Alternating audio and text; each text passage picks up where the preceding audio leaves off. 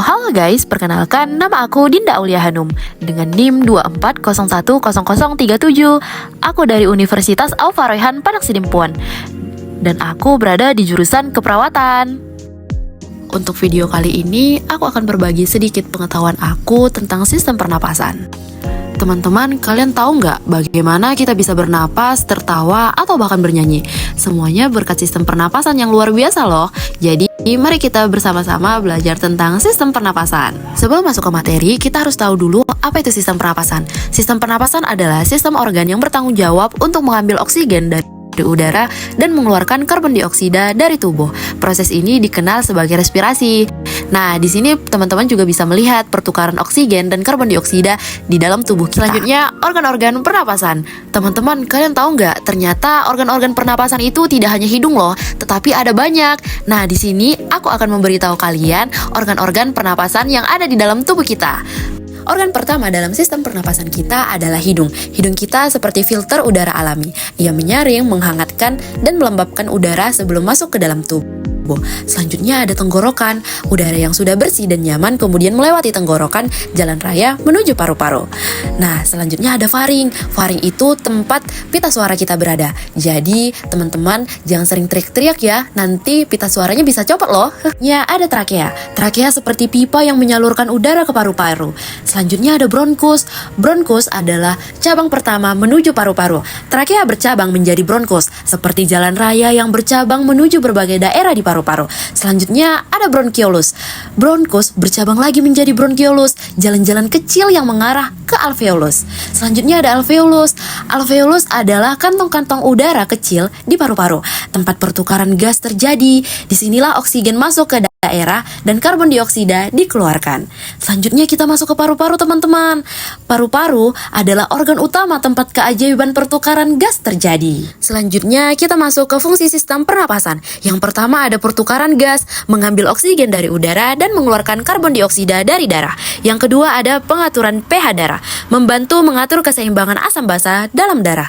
Yang ketiga ada filtrasi udara, menyaring udara yang masuk untuk mencegah masuknya partikel berbahaya. Yang keempat, membantu kita berbicara.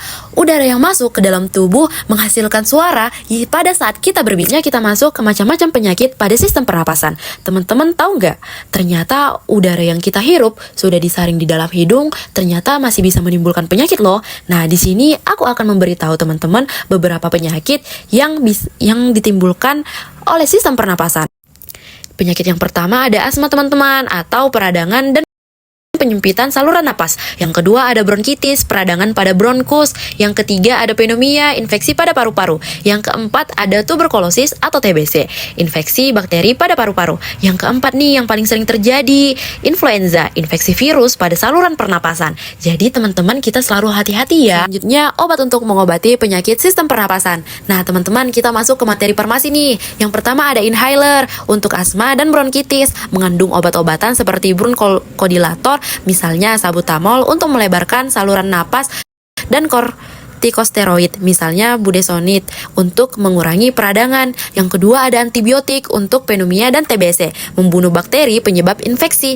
Yang keempat ada antiviral untuk influenza dan COVID-19, menghambat replikasi virus. Ada ekspektoran untuk batuk berdahak, membantu mengeluarkan dahak dari saluran napas, teman-teman.